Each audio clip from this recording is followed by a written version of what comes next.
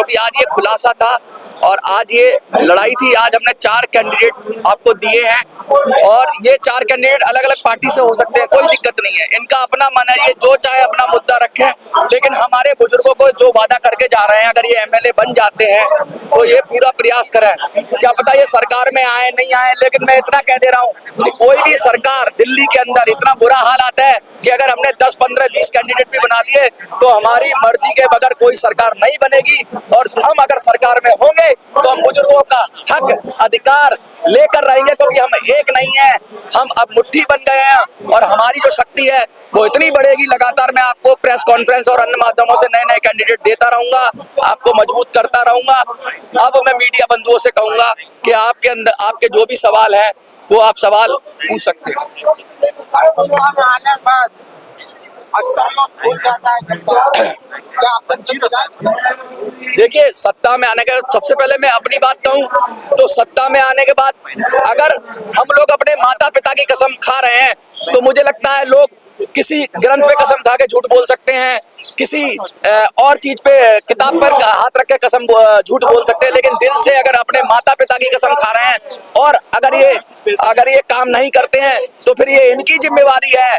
आप लोग का काम भरोसा करना है, ये अपने माता पिता की कसम पूरी नहीं करेंगे। सबसे कीमती चीज तो माता पिता ही होते हैं हमारे, उनसे बढ़कर दुनिया में कोई नहीं है। तो जो अपने माता पिता की कसम नहीं रखेगा वो इसका जिम्मेवार खुद होगा। तो मुझे तो लगता है कि ये तो सारे मेरे टेस्टेड लोग हैं, सारे लोग जो कहते हैं वो करते हैं। ये पलटू राम नहीं है, ये नहीं कहते कि गाड़ी नहीं लूंगा, बंगला नहीं लूंगा। इन्होंने जो कहा है वो किया है और इनका पूरा जीवन इस बात के लिए खुली किताब है। चाहे वो मास्टर लोकेश जी हो, चाहे मुनीष राय यादव हो, बड़े बड़े पदों को लात मारी है इन्होंने। आपको पता नहीं है क्या लोग हैं ये। लोगों ने अपनी विचारधारा के लिए बड़े बड़ी चीजें, लाखों करोड़ों रुपया मुझे लगता है चुकरा दिया आप लोगों ने। शुक्ला जी बहुत बड़े पद पर हैं, लेकिन बुजुर्गों के लिए खड़े हो गए तो खड़े हो गए। तो इनको मुझे नहीं लगता इससे अच्छे लोग हमें मिल सकते हैं। आपका कोई और सवाल किसी का? कांग्रेस, बीजेपी और आम आदमी पार्टी जाकर पार्टियां हैं दिल्ली में। हाँ, आपका वोट बेकार तो नहीं जाएगा इससे? देखिए, हमारा वोट बेकार जाए, खराब जाए, आप कुछ भी कह लो, लेकिन हम ना कांग्रेस को वोट करेंगे, ना हम बीजेपी को वोट करेंगे, ना आपको वोट करेंगे, क्योंकि उनको भी वोट के गए हमारा बेकार ही जाएगा। उनको भी वोट करके हमारा क्या काम हो रहा है, पेंशन का काम। तो हमारा वोट अब कम से कम हम अपना वोट खुद को कहेंगे और बेकार नहीं जाएगा, क्योंकि करोड़ों में है। अगर वोट जाएगा तो इस बार जरूर कुछ ना कुछ कामयाबी। कितनी संख्या में बुजुर्ग पेंशनर्स हैं जिनको वोट मिलने की संभावना है? दिल्ली के अंदर 15 से 20 लाख लोग बुजुर्ग हैं और 15-20 लाख लोग बहुत बड़ी संख्या होती है। हर घर में आप ऐसे समझो, हर परिवार में कम से कम 2 तो बुजुर्ग हैं ही, माता और पिता। सर ये एक बात मैं कहना चाहूंगा, आपने जो कहा धाकड़, आप ये कहिए सभी पॉलिटिकल पार्टियां भ्रष्ट है, गुंडागर्दी, ब्लैक मनी और उनमें कोई पार्लियामेंट, कोई डेमोक्रेसी नहीं है, वो ऑर्गेनाइज्ड गैंग्स है। सॉरी टू से दिस, धाकड़ नहीं है। धाकड़ है आम आदमी जो सशक्त है, जो लोकतंत्र में फेथ रखता है और अपना वोट का इस्तेमाल करके अच्छे नेता चुनने की कोशिश करता है। पार्टी भी आम आदमी को लेकर ही आई थी और आज उन पे एलिगेशन लगाए जा रहे हैं, तो कहने के आप भी तो एलिगेशन की बात ही नहीं, खुद ही उनका पतन खुद हुआ है। आम आदमी पार्टी का आम आदमी पार्टी का पतन खुद हुआ है। वो सिद्धांतों से खिलवाड़ उन्होंने खुद किया, हमने नहीं किया, उन्होंने किया। जिस शिद्दत के साथ उनको वोट दिया गया था उसके बदले लोकेश जी, आपको देखिए, कोई भी पार्टी हो, हर पार्टी में अच्छे लोग भी है, खराब लोग भी है। एक व्यवस्था जिस पार्टी में खराब है वो पार्टी तंत्र की व्यवस्था है। पार्टी या संगठन है, संगठन कोई खराब नहीं होता, लेकिन संगठन में अगर दोष आ जाए तो वो गिरोह कहलाता है। लोग इकट्ठे होकर के डकैती डालने लगे, उसमें दोष आ गए तो वो संगठन नहीं रहा, गिरोह हो गया। तो जब ब्रांडेड चुनाव चिन्ह जो पार्टियों के लिए आरक्षित हो गया है, सबसे बड़ा दोष वो है। वो टिकट बिक्री का धंधा होता है, ठीक है ना। जब तक वो टिकट बिक्री का धंधा पार्टी में हो रहा है, जिस भी पार्टी में हो रहा है, कल को मेरी पार्टी का अगर चुनाव चिन्ह ब्रांड बनेगा मुखौटा, वो बिकेगा, ब्रांड बनेगा तो बिकेगा, और बिकेगा तो भ्रष्टता आएगी। क्योंकि कितने वोटर होंगे आपके पास? अभी मैं बात पूरी कर रहा हूँ, ठीक है। तो देखिए, भ्रष्ट पार्टी में, जिस भी पार्टी में कोई भी व्यक्ति, कोई भी मनोज शिवाजी को खड़े कर दो, मुनीष राय यादव को कर दो, मुझे खड़ा कर दो, अगर अगर मैंने टिकट और प्रचार पे करोड़ रुपए खर्च किए हैं तो मेरी मजबूरी है रिकवरी के लिए कि मुझे हर वो नाजायज काम करना पड़ेगा जिससे मुझे कई गुना पैसा मिल जाए। ये व्यवस्था है कि हम लोग इस व्यवस्था को तोड़ने के लिए खड़े हुए हैं। मैं कह रहा हूँ मुझे अगर कल भाजपा का टिकट मिलता है मैं लड़ूंगा, बशर्ते मेरी शर्तों पे, उस व्यवस्था का हिस्सा बन करके नहीं। कोई भी क्लासरूम ऐसा नहीं होता, कोई भी स्कूल ऐसा नहीं होता जिसमें अच्छे या खराब बच्चे न रहते हो। ऐसी हर पार्टी में भी है, तो हमें व्यवस्था को समझ करके उसको तोड़ करना होगा। बहुत बड़ी बात कही है इन्होंने। हमें देखिए, हमें ना भाजपा से आपत्ति है, ना हमें आम आदमी पार्टी से आपत्ति है, ना हमें किसी पार्टी से आपत्ति है। हमारा एक ही मुद्दा है, जो पेंशनर की बात करेगा वही दिल्ली पे राज करेगा। अब ये बड़ी पार्टियां नहीं कर रही हैं, इसलिए ये लोग जा रहे हैं, क्योंकि ये लोकेश भाई कह रहे हैं ना कि मैं बीजेपी से, शायद आम आदमी पार्टी से भी ये इनको टिकट मिल जाए तो ये खड़े हो जाए। मुझे कोई दिक्कत नहीं है आपके, हाँ कोई दिक्कत नहीं। चुनाव लड़ रहे हैं आप, बुजुर्गों की राय पे लड़ रहे हैं या अपने सब पे लड़ रहे हैं? बुजुर्गों की राय पे लाखों लोगों ने हमें कहा है कि आप हमारी समस्या का समाधान करो, और हम श्रम मंत्री से मिल लिए, हम प्रधानमंत्री से मिल लिए, हम मुख्यमंत्री से मिल लिए, हम रक्षा मंत्री से मिल लिए, हम ऊर्जा मंत्री से मिल लिए, हम वित्त मंत्री से मिल लिए, हम फलाने मंत्री से मिल लिए, हम ढिमके मंत्री से मिल लिए, हम ईपीएफओ के चेयरमैन से मिल लिए, हम इससे मिल लिए, हम उससे मिल लिए, हमें ये मीटिंग हो गई, हमें वो मीटिंग में हो गई। इनका कोई सोल्यूशन नहीं निकल रहा है, तो इनका सोल्यूशन निकालने का एक ही जरिया है कि अब ये, क्योंकि कहते हैं ना लोकतंत्र में सबसे बड़ी ताकत वोट की ताकत होती है, तो ये अगर किसी को वोट दे सकते हैं और वो नेता इनका काम कर रहा है, तो अब ये पेंशनर या पेंशनर को मानने वाले खुद नेता बनेंगे और अपना अधिकार, हक और अधिकार की लड़ाई खुद लड़ेंगे।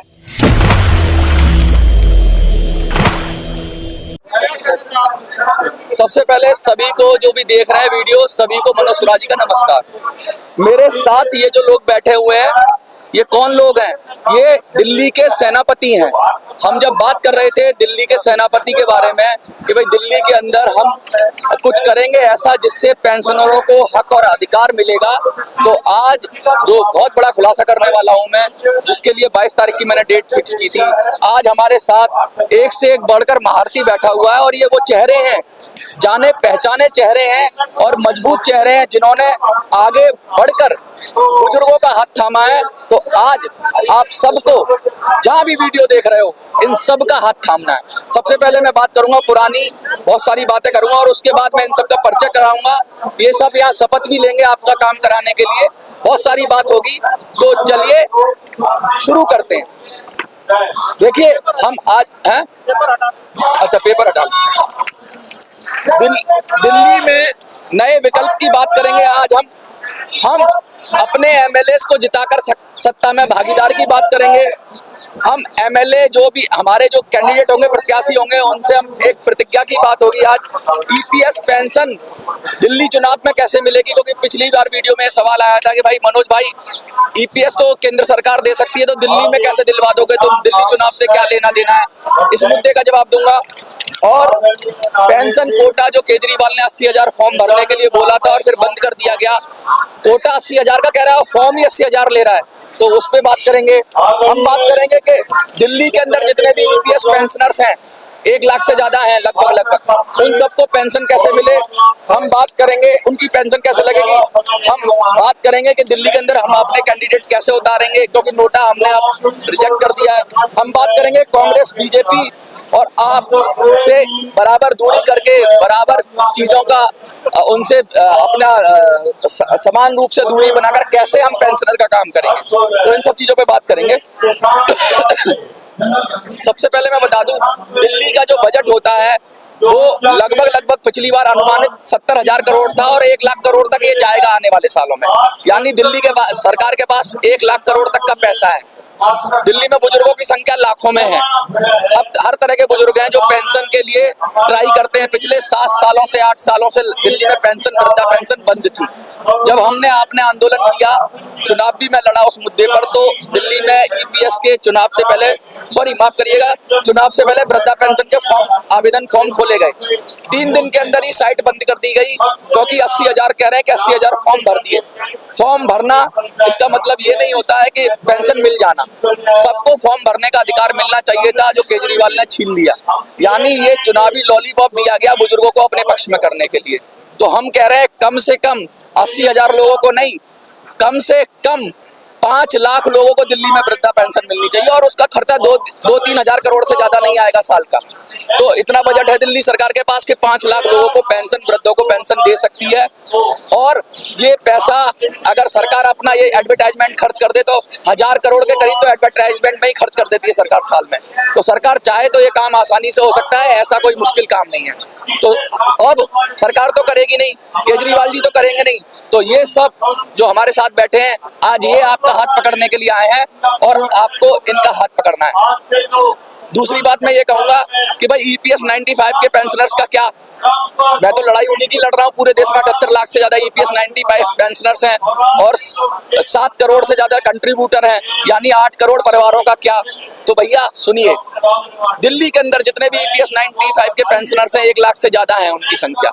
उन सबको मैं ये कहना चाहता हूँ कि जब तक मोदी जी आपको EPS 95 पेंशन की वृद्धि नहीं देते हैं तब तक हम दिल्ली में ये सारे अगर MLA बनते हैं, अभी तो ये देखो मैंने खुलासा कर ही दिया, ये सब कैंडिडेट हैं मेरे साथ बैठे हुए हैं, आपके सेनापति हैं, ये MLA बनते हैं तो ये आपको वृद्धा पेंशन लगा देंगे EPS वालों की।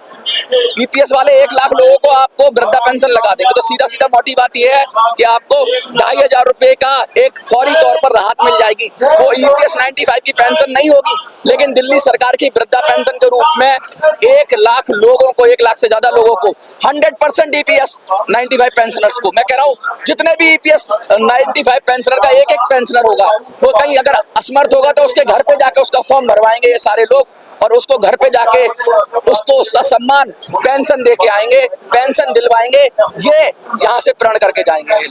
मोटी बात ये है कि यह जो वृद्धा पेंशन है ये एक हथियार बनेगी हमारा और आपका लड़ाई लड़ने के लिए। और बुजुर्गों की संख्या कम नहीं है दिल्ली में। 3 दिन के अंदर केजरीवाल ऐलान करता है तो 80,000 से ज्यादा लोग वृद्धा पेंशन के फॉर्म भर देते हैं। यानी लोग परेशान हैं, लोग त्रस्त हैं, और लोगों को ये चीज चाहिए।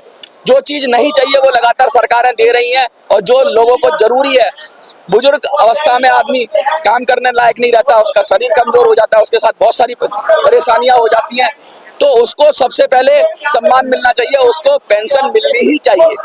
बुजुर्ग हमारे आपके परिवार में होते हैं, सब हम पहले खाना उनको खिलाते हैं, बाद में हम खाते हैं। तो आज मैं यहाँ जंतर मंतर से आप सबको ये कहना चाहता हूँ कि अब हम नोटा नहीं, हमने झारखंड में नोटा, सॉरी हमने सबसे पहले हरियाणा में नोटा की कॉल दी, आपने नोटा दबाया, बहुत सारे लोगों की हार जीत कर दी आपने महाराष्ट्र और छत्तीसगढ़ में कमाल दिखाया। नोटा को कितना % वोट मिला मैं एनालिसिस कर चुका हूं, मैं ज्यादा डिटेल में नहीं जाऊंगा। किस तरीके से पूरे देश में आप लोग छाए हुए हो, आप करोड़ों में हो और आपकी कोई नहीं सुन रहा है, लेकिन ये सब लोगों ने बीड़ा उठाया है। मैं आपको थोड़ा थोड़ा बता दूं, लक्ष्मीनगर से शुक्ला जी हैं, नई दिल्ली से हमारे साथ मुनीश राय जादा जी हैं, बदरपुर से हमारे साथ दिलीप भाई हैं, और लोकेश जी RK पुरम से। इन सबको आप पहले से जानते हो, मुझे लगता है लोकेश भाई ने सब हमारी दिल्ली चुनाव में मदद की थी जब मैंने इनकी वीडियो बनाई थी जाके, तो आप इनको भी जानते हो, दिलीप भाई को भी जानते हो, आप मुनीश जी को भी जानते हो, और आप सेनापति जी आपने पहले ही कह दिया कि भाई शुक्ला जी को सेनापति बनाओ। जब मैंने वीडियो की तो आपने हजारों की संख्या में इनको प्यार दिया, इनको समर्थन दिया और कहा शुक्ला जी आप हमारा नेतृत्व करो। तो ये आज मैं जंतर मंतर से ऐलान करता हूं कि ये 4 चुनाव लड़ रहे हैं, और ये 4 हमें सबको मिलकर इन चारों को वोट करना है, इन चारों को वोट करना है और इनको जिताना है। लक्ष्मीनगर से शुक्ला जी हमारे अमृतनाथ शुक्ला जी है पूरा नाम, ठीक है, लक्ष्मीनगर विधानसभा से। आपकी नई दिल्ली विधानसभा से हमारे डॉक्टर मुनीश राय जादा जी हैं, और बदरपुर विधानसभा से हमारे दिलीप कुमार गुप्ता हैं, और लोकेश जी हैं हमारे RK पुरम विधानसभा से। अलग अलग पार्टियों से हैं ये भारतीय लिबरल पार्टी से, एक मिनट, ये अलग अलग पार्टियों से लोग हैं, लेकिन सबसे बड़ी बात है कि दिल के सच्चे लोग हैं। ये शिकागो से आए हुए हैं, शिकागो, वहां से आके दिल्ली में काम कर रहे हैं, तो बहुत बड़ी हस्ती है अपने आप। ये बच्चों का बुक बैंक चलाते हैं, एक से एक मैं आपके लिए हीरा चुन के लाया हूँ कितने साल से मास्टर जी के नाम से अपने क्षेत्र में जाने जाते हैं। दिलीप भाई इतने बड़े समाज सेवी हैं, महिलाओं के अधिकार के लिए और इनके लिए लगातार काम करते रहते हैं। और शुक्ला जी ने वृद्धों के लिए इतना काम किया है, 40 साल का अनुभव है इन सबका। तो कोई छोटे मोटे लोग नहीं है ये, बस इनको आपको मजबूत करना है, इनके हाथ को मजबूत करना है। तो आज की प्रेस कॉन्फ्रेंस में हम यही कहेंगे। और ये अभी तो आज हमने ज्यादा लोगों को नहीं बुलाया, हमने 4-5 कैंडिडेट्स को, 17-18 कैंडिडेट्स हो रहे हैं जो पाइपलाइन में, जो हमारे मुद्दे पे समर्थन करेंगे। हम हर विधानसभा में एक कैंडिडेट उतार रहे हैं और हम नहीं उतार रहे हैं, ये सब अपनी पार्टी से लड़े, हमें कोई दिक्कत नहीं है, अपने नाम से लड़े, इंडिपेंडेंट लड़े। बस ये शपथ लेके जाएं कि सबसे पहले जीतने के बाद पहला काम बुजुर्गों का करेंगे। वो शपथ आज हम इनसे दिलवाएंगे और मुझे लगता है वो शपथ इनका खुद कबूलनामा होगी कि हम बुजुर्गों का काम करेंगे। देखिए, मैं सबसे पहले इनसे कुछ बोलने से कहूँ तो मुझे लगता है कि मैं इधर से शुरू करता हूँ। एक मिनट में आप सब अपनी विधानसभा प्रोग्राम परिचय कर दीजिए और अपनी बात अगर कुछ कहना चाहते हैं तो कह दीजिए बुजुर्गों के लिए। उसके बाद हम शपथ वाला प्रोग्राम शुरू करेंगे। तो सबसे पहले मैं मास्टर लोकेश जी के पास आता हूँ। जी, क्या कहना चाहते हैं? पहले से कार्य करते रहे, बहुत लंबा संघर्ष समाज का हो गया और पिछले चुनाव में 5 साल पहले भी चुनाव तो नहीं लड़ा था, लेकिन मुद्दे पे के साथ था और बातें कही थी सहयोग हो सका तो किया और इस बार हम चुनाव लड़ रहे हैं। और अगर चुनाव लगे तो प्रण लेके जाएंगे कि बुजुर्गों के लिए जो बेहतर हो पाएगा। अगर आप अपने बुजुर्गों का सम्मान नहीं कर सकते तो आगे हमारी संस्कृति और सम्मान कैसे करेंगे? बहुत जरूरी है। और घर का बुजुर्ग अगर परेशान है तो उसका असर पूरे परिवार को पड़ता है, पूरे परिवार की जिम्मेदारी भी होती है। तो जो परिवार में जहाँ बुजुर्गों की असर होता है उसको अच्छी तरह से उसकी जिम्मेदारी समझते हुए खड़े हुए। दिलीप भाई, आप कुछ कहना चाहेंगे? नमस्कार, मैं दिलीप कुमार बदरपुर विधानसभा क्षेत्र से चुनाव लड़ रहा हूँ और मेरा पहला प्राथमिकता ये रहेगा कि कोई भी बुजुर्ग को मैं अपने माता पिता के समान समझकर उनकी सेवा करूंगा। उनको कोई भी तकलीफ है, मैं सबसे पहले वहाँ खड़ा मिलूंगा। मुनीश राय यादव जी, आप कुछ कहना चाहेंगे? पहली बात तो मनोज सबराजी जो कि पुराने एक्टिविस्ट हैं, मैं इन पर कम से कम 15 सालों से जानता हूँ। इनका साधुवाद, इनका धन्यवाद कि इन्होंने बुजुर्गों के मुद्दे को लिया। मैं अमेरिका में 22 साल रहा हूँ, मेरा नाम डॉक्टर मनीष कुमार रायजादा है और वहाँ पे सोशल सिक्योरिटी के नाम पे एक सेफ्टी नेटवर्क है जिसके माध्यम से आपको इंश्योर किया जाता है कि आप जब 30-40 साल देश में देते हैं अपनी प्रोडक्टिविटी के, तो बुढ़ापे में आपको सोशल सेफ्टी नेटवर्क मिलेगा, आपको पैसे की दिक्कत नहीं आएगी। तो बहुत धन्यवाद इनका कि इन्होंने मुद्दा उठाया। युवा होते हुए भी बुजुर्गों का दर्द समझते हैं। भारतीय लिबरल पार्टी के माध्यम से हम 70 सीटों पर चुनाव लड़े। नई दिल्ली में महाभ्रष्टाचारी केजरीवाल के खिलाफ मैंने बिगुल बजाया है। नई दिल्ली विधानसभा से मैं सभी बुजुर्गों से, सभी वोटर से, जनता से अपील करता हूँ कि हमें समर्थन दीजिए, क्योंकि इस मुद्दे की सेंसिटिविटी को हम पूरी गंभीरता से हमने समझा हुआ है, लिया हुआ है। और मैं आपको यकीन दिलवाता हूँ कि हम सभी लोग, लोकेश भाई पुराना जानता हूँ इनको मैं, आम आदमी पार्टी के पुराने वैरियर्स थे, एक्टिविस्ट दिलीप भाई हो गए और अपने शुक्ला जी, तो हम सब लोग इकट्ठे हैं। और भी कैंडिडेट्स आएंगे, उनको भी मनोज जी आपके माध्यम से आपके सामने लेके आएंगे। तो इसके लिए पूरी सहमति है। इस मुद्दे को EPS 95 को पूरी समग्रता से ले। शुक्ला जी, आप कुछ कहना चाहेंगे बुजुर्गों के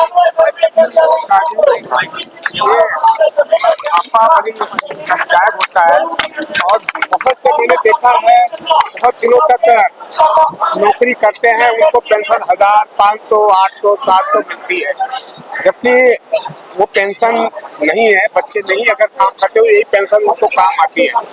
तो इसीलिए बच्चों के मतलब उन वृद्ध जो हैं उनके साथ मैं हूँ और मेरे लायक जो हो सकेगा वो मैं सदैव तैयार हूँ कि इनको पेंशन मिले। सरकार से भी कहूँगा, देखिए जितना जिस समय दिल्ली सरकार से पेंशन जो मिल रही है वो बहुत कम है, इसलिए मैं सरकार पे भी दबाव डालूंगा। इसलिए कहता हूँ कि उनको ज्यादा से ज्यादा पेंशन दी जाए कि उनका खर्चा चल सके। आज इस महंगाई के दौर में बच्चे बहुत से ऐसे बुजुर्ग हैं जो बच्चे नहीं देते हैं, वही 2-3 हजार पाते हैं पेंशन से, उसी से गुजारा कर लेते हैं।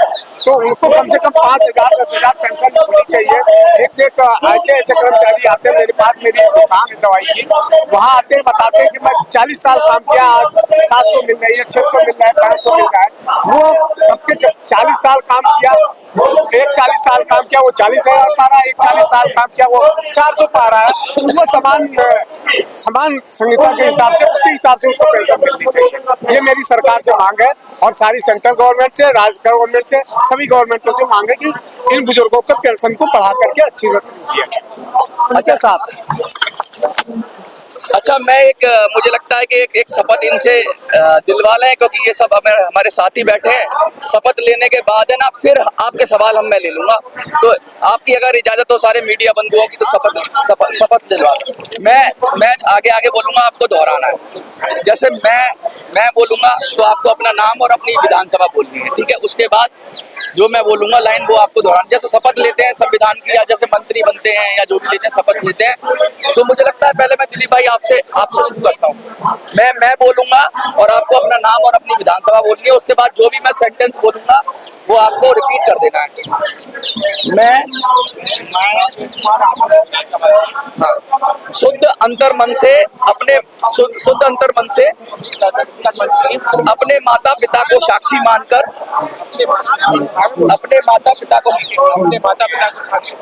प्रतिज्ञा करता हूँ कि चुनाव जीतने के बाद दिल्ली के बुजुर्गों को सबसे पहले पेंशन दिलाऊंगा। दिलाने के लिए पूर्ण प्रयास करूंगा।